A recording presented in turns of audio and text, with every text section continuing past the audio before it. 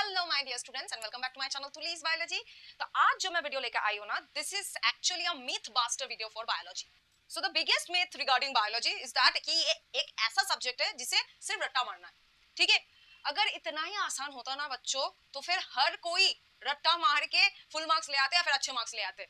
अब बताओ, तुम बताओ कि गिन चुन के कितनों को बायोलॉजी में अच्छे मार्क्स मिले हैं या फिर फुल मार्क्स मिले हैं।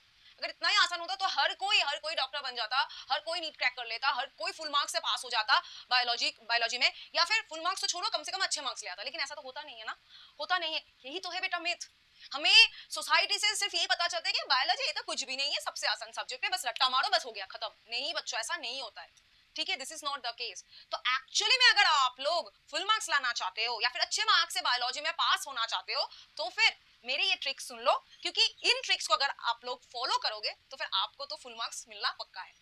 तो सबसे पहले बेटा ट्रिक नंबर 1, जब भी आप कोई चैप्टर्स पढ़ रहे हो, चाहे आपके पास नोट्स हो या ना हो, मतलब नोट्स होना तो मैंडेटरी है, लेकिन जब भी आप कोई भी चैप्टर पढ़ रहे हो तो फिर आपको ना उन चैप्टर्स के मेन पॉइंट्स जॉट डाउन करने पड़ेंगे। अपने हाथों से लिख के अपने कॉपी में मेन पॉइंट्स जॉट डाउन करने पड़ेंगे, जहां पर आपको कंफ्यूजन हो रहा है। ठीक है, उन मेन पॉइंट्स को, उन ट्रिकी पार्ट्स को आपको अपने हाथों से अपने नोटबुक पे जॉट डाउन करना है। ठीक है, नंबर 2, जिन चैप्टर्स आप पढ़ रहे हो उन चैप्टर्स के सारे इंपॉर्टेंट कीवर्ड्स को अपने कॉपी में जॉट डाउन करके लिखो, या फिर अपने बुक पे अंडरलाइन कर लो या फिर हाईलाइट कर लो, क्योंकि ये सारे कीवर्ड्स कभी ना कभी किसी ना किसी क्वेश्चन में आपको मिल ही जाएंगे। और अगर आप कीवर्ड मतलब याद रखोगे, कीवर्ड्स को अगर याद रखोगे, अच्छे से पढ़ोगे, तो फिर इसके आगे आगे पिछले वाला पार्ट भी आपको याद रहेगा। और आप जब भी उन कीवर्ड से रिलेटेड कोई क्वेश्चन आएगा तो आप वो पूरा का पूरा जो आपने पढ़ा था वो आपको याद आ जाएगा, and you can answer the questions in a very simple and easy manner.